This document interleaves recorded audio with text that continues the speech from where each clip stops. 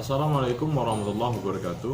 Perkenalkan, nama saya Andika Rahman Nasution, NPM C1B018024, asal Universitas Bengkulu, Fakultas Ekonomi dan Bisnis, jurusan Manajemen, angkatan 2018. Mata kuliah Manajemen Lembaga Keuangan dan Perbankan.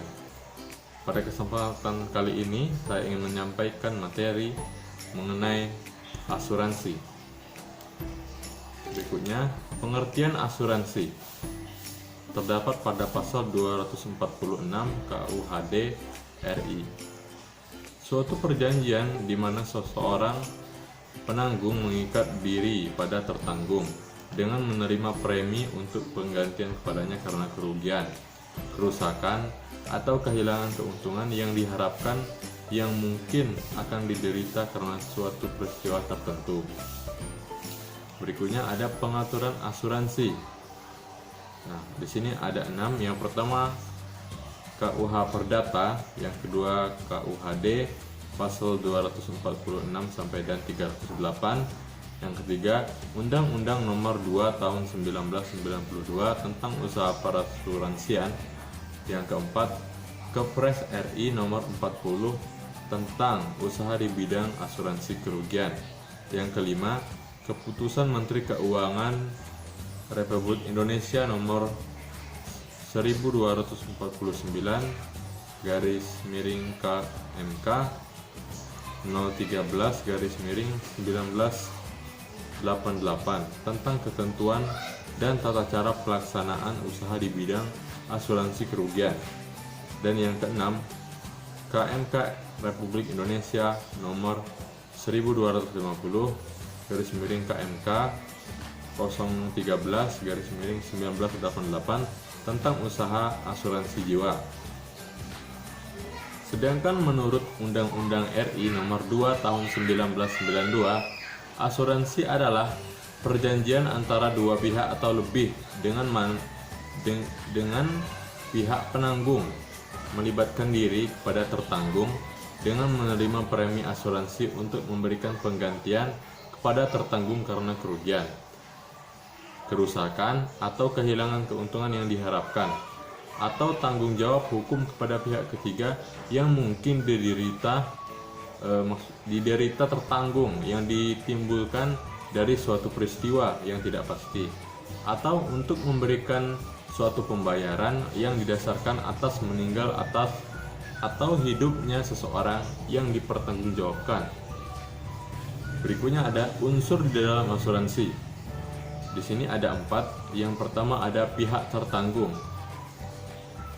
yaitu pihak yang berjanji membayar uang pada pihak penanggung.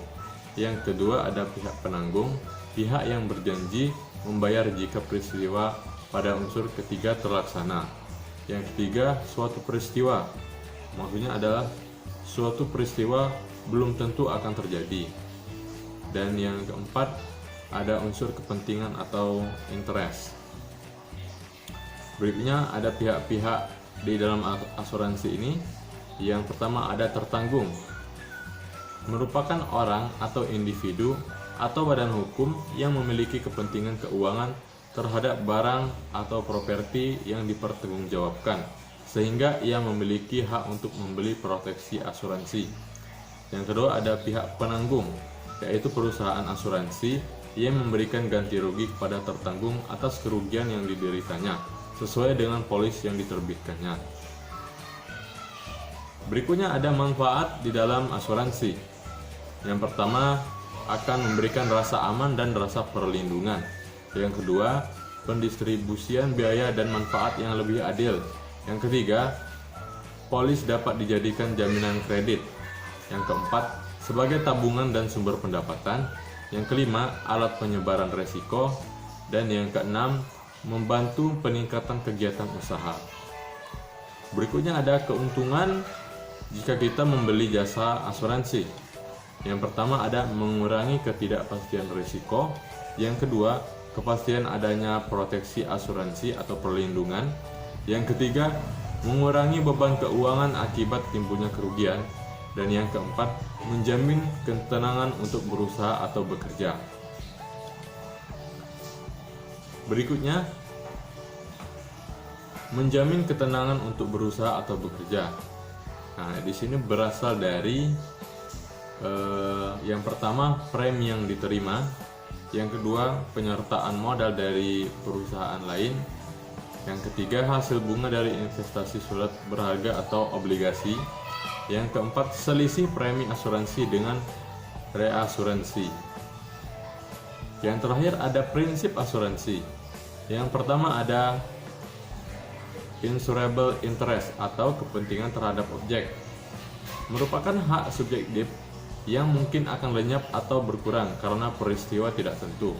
Yang kedua ada almost good faith, itikat baik. Yang ketiga ada indemnity, kembali pada posisi semula atau pada posisi keseimbangan. Berikutnya proximate cause, yaitu sebab akibat yang berantai. Berikutnya ada prinsip follow the fortunes, berlaku bagi reasuransi. Berikutnya ada subrogation, yaitu maksudnya menuntut pihak lain yang mengakibatkan kerugian. Dan yang terakhir ada contribution, yaitu pihak penanggung mengajak penanggung lain untuk ikut menanggung. Baiklah, sekianlah materi yang dapat saya sampaikan. Lebih dan kurangnya saya mohon maaf.